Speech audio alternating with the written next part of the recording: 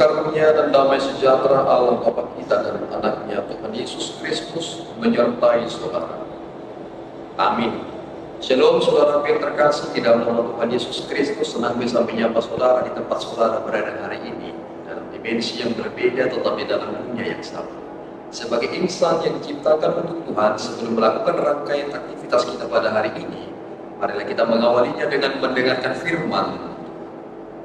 Ayat harian yang sesuai dengan kalender HKBP yang tertulis di Yehezekiel 39 ayatnya yang ke-29. Begini firman Tuhan.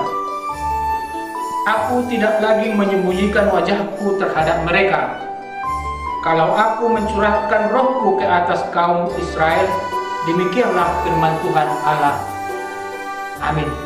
Saudara yang terkasih di dalam nama Tuhan Yesus Kristus, hal yang perlu kita perhatikan ketika membaca nats ini adalah jangan pernah mencoba untuk melawan otoritas Allah.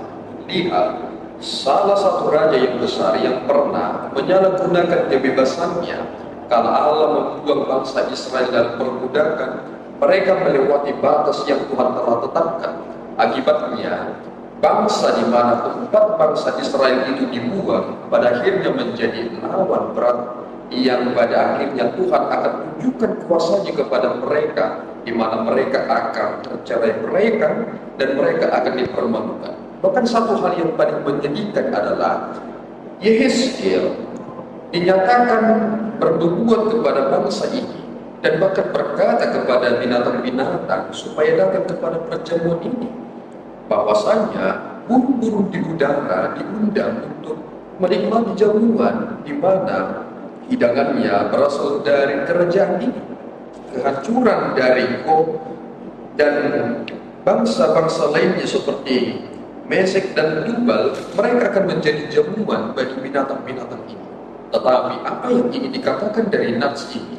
Lihat bahwasanya roh Allah menjadi suatu rujukan yang terpenting untuk memahami ini. Dikatakan di sini bahwa aku mencurahkan rohku ke atas kaum Israel. Demikianlah firman Tuhan. Aku tidak lagi menyembunyikan wajahku terhadap mereka. Mengapa demikian? Ketika kita melihat bahwasanya perdamaian itu telah tercipta, maka Tuhan membuka kembali relasi. Dan inilah sebenarnya konsep tentang rekonsiliasi.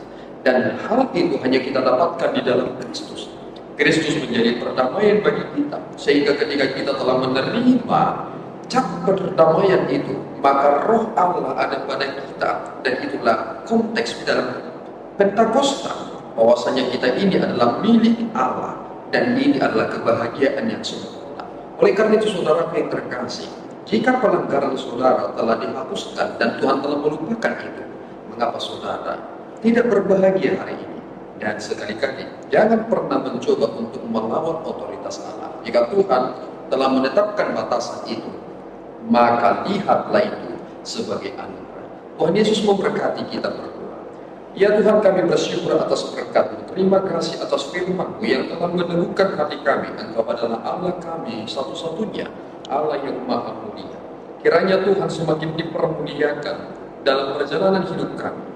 Dan biarlah kami Tuhan mengerti akan batasan itu, dan Engkau kami permuliakan. Di dalam Yesus kami telah berdoa dan mengucap syukur. Anugerah Tuhan kita Yesus Kristus, kasih setia Allah Bapa dan persekutuan Roh Kudus menyertai saudara. Amin. Tuhan Yesus memberkati.